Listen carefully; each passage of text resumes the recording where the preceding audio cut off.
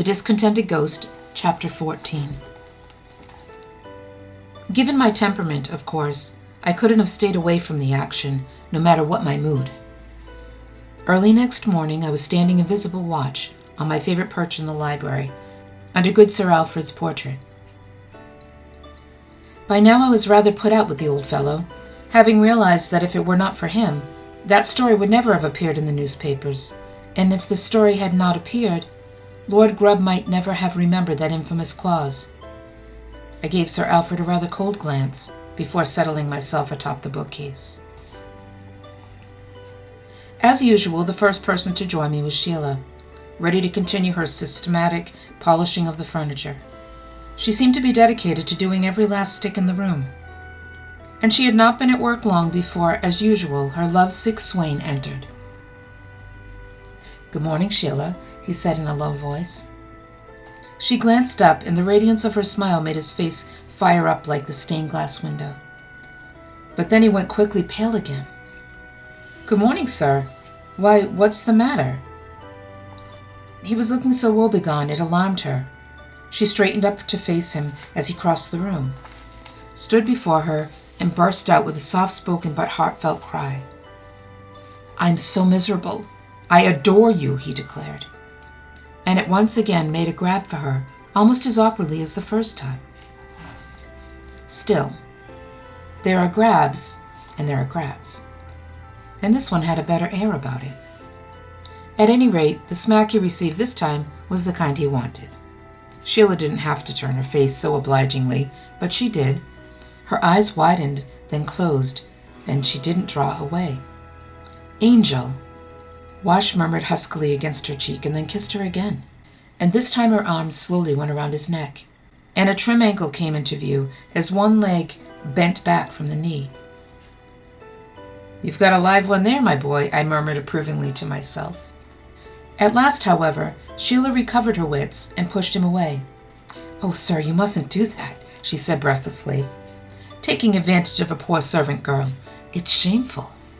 "I don't want to take advantage of you. I just want to kiss you," said Wash, and he did it again. But then a familiar sound in the hall made them spring apart. Young people never learn. They knew a creature of habit such as the minister would be turning up at any moment with his morning newspaper, and yet they took chances. Her pretty face flaming, Sheila snatched up her cloths and polish and whisked out of the room in one direction as the minister entered in the other, whilst poor addled Wash dropped to his knees and stared wildly at the floor. His father stopped in the doorway, his eyes busy and his lips pursed severely, then bore down on the lad. "May I ask what you're doing, Washington?" Just checking up on the bloodstain, Pa." "Indeed. Well, you are looking in the wrong place. It happens to be over there by the fireplace." "Oh, does it? Oh, yes, so it is. Washington." "Sir? Have you been molesting that young parlor maid?" "Molesting her?" Wash sprang indignantly to his feet. "I wouldn't think of molesting her." Good," said the minister, a bit startled by the heat of his son's response. "I won't have you getting a servant in trouble. It's not the American way. If you're going to pick up any English customs, pick up some good ones. Mind, I don't altogether blame you. You're only human, and the girl's as tasty a little piece of goods as I've seen." "Pa, I won't have her spoken of in those terms," cried Wash in a choking voice, and he rushed out of the room. His father stared after him, then plumped down in an armchair with his newspaper forgotten on his knees. "Good God," said Minister Otis, and for once I was almost sorry for him. In fact, it never ceases to amaze me when I see how magnanimous a person such as myself can be. Here was one of my former tormentors, young Wash, in a mess up to his ears. I should have been gloating over his misfortunes, but instead, while watching his bumbling operations with Sheila, I found myself a prey to sneaking affection for that pup. I found myself rooting for him. And not only that, here I was putting myself in the minister's shoes and watching him sympathetically instead of maliciously when, moments later, he rose and trudged slowly out of the room. I was about to leave it myself when Johnny came pacing in, hands behind his back, in a posture quite unnatural for one of his years, and with Ronnie right behind him, squawking indignantly. "Oh, come on, that's not fair. Tell me." Johnny stopped, swung around, and gave his brother a glance of knowing superiority. "I shall reveal all when the time comes. Until then, my lips are sealed," he said, employing words that must have come straight out of one of those dime novels of theirs. He eyed his brother arrogantly. "You read them, same as I did. Surely you must have noticed something." "But which book was it in?" shrilled poor Ronnie. Johnny's eyes darted about, narrowed to slits. "It is best not to mention that just yet. There are spies everywhere," he muttered, speaking more truth than he knew, and out he went by another door, pursued by his suffering sibling. I watched them go with a sardonic eye, then slid down from my perch and drifted away back to the tapestry chamber, reviewing the state of affairs as I went. First it was Virginia, now Wash, both of them bogged down on the road to romance. And who was to help them? Not the twins, certainly. As potential cupids, they had the right build, but not the know-how. No, what the situation needed was a take-charge type, a dynamic mover and shaker. And in looking around for candidates at Canterville Chase, I could see only one possibility. Myself. The mastermind of Cousin Henry's Night would have to do it again. Lacking the presence of the world's greatest problem solver, the person best qualified to straighten out a muddle of these proportions was I. I must bear the burden. As I returned to the tapestry chamber, the question uppermost in my mind was, what would Sherlock Holmes do? The best way to find out was by emulating his methods. Selecting a battered old briar from my pipe rack, and filling a pouch with an ounce of strong shag tobacco, I hunted up a box of matches and was ready. "The game's afoot," I muttered to myself. "I shall spend whatever time is necessary in the deepest concentration, and shall not desist until I have a plan of action." And with that, once again it was down, down, down. Soon I was seated on the well-worn headman's block, staring with vacant eyes at Robin Clump, while thick wreaths of rank tobacco smoke swirled around my head. For a while I accomplished nothing other than coughing spell brought on by the pungent weed. That jewel business now, and good Sir Alfred's daring deception. A feeling was growing in the back of my mind that something was wrong with my analysis there, but nothing seemed to come of it. My eyes went to the tracery of bones that had been Robin Clump, and I was moved to address them. "Ah, Robin, if only you could speak. You lived in good Sir Alfred's time. It might be you that could unravel mysteries which are a closed book to me." Perhaps you were expecting to hear that a spirit voice answered me from the gaping jaw of Robin's skull. Well, don't be silly. A skeleton like Robin's is a pile of bones and nothing more. And yet, I will admit, as I did when describing an earlier visit to his digs, I always found his silent companionship a source of inspiration. Somehow my thoughts stopped milling about aimlessly and began to fall in line. I found myself trying to recall likely sources of information about good Sir Alfred.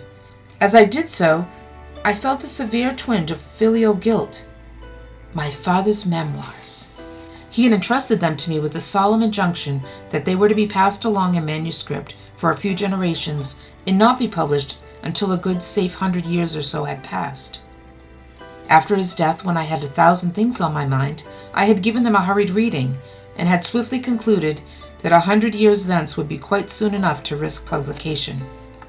I had visited a little used lumber room, what Americans would call an attic, high in the old wing of the Chase, and had hidden the manuscript under the floorboards there, with the intention of passing along its whereabouts to my eldest son when he came of age. But then when I suddenly disappeared and went through such dramatic changes in my existence, I never gave the matter another thought until now. Some of my father's best stuff, I recalled, had been anecdotes from his famous grandfather. For instance, wasn't there something about Sir Alfred luring a visiting Venetian goldsmith from London to Canterville Chase, with promises of short hours and high pay?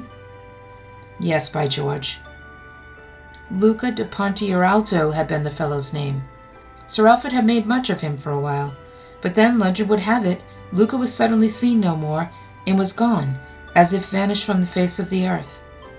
No one ever seemed to have known exactly what did happen to him.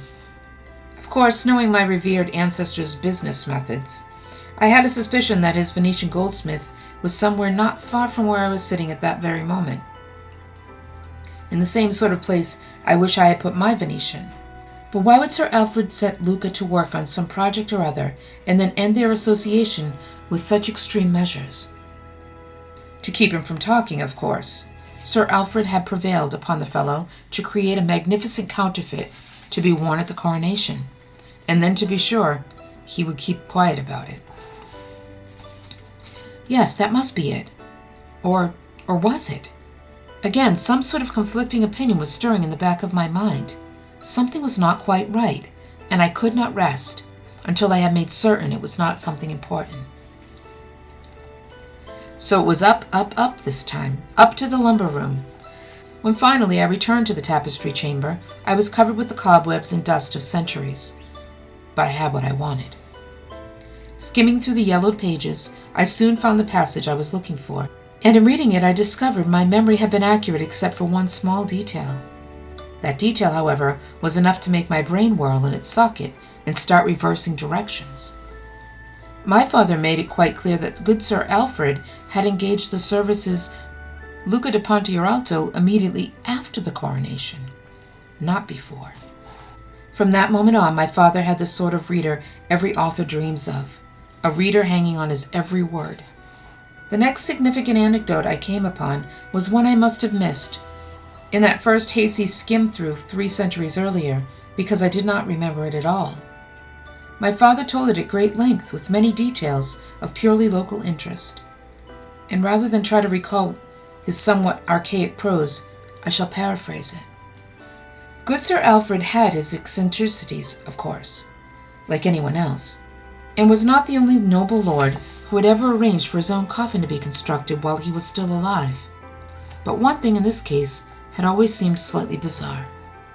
It seems that one day, when the coffin was nearly completed, Sir Alfred declared an intention of lining it, personally, with black velvet. Ordering the workmen out of their shop, he worked like a demon for the better part of a day, cutting cloth, sewing seams, hammering tacks.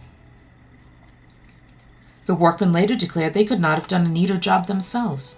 Of course, they would have said that anyway, but one had a feeling they meant it. Once I had read this passage, I did not have to look further. Almost instantly, I was recalling my great-grandfather's famous last words, that cryptic utterance which had puzzled generations of historians. Just as he was breathing his last, surrounded by his grieving family and faithful retainers, he opened one eye, gave vent to a mischievous chuckle, and rumbled, "Who sayest thou canst not take it with thee?" Plotting, step-by-step deduction is all very well for journeyman work, but your true genius goes far beyond that. His great secret is that sudden flash of intuition in which everything becomes blindingly clear. A plan had unfolded in my mind with the brilliancy of a peacock's tail, and it was a plan that went much farther than one might think.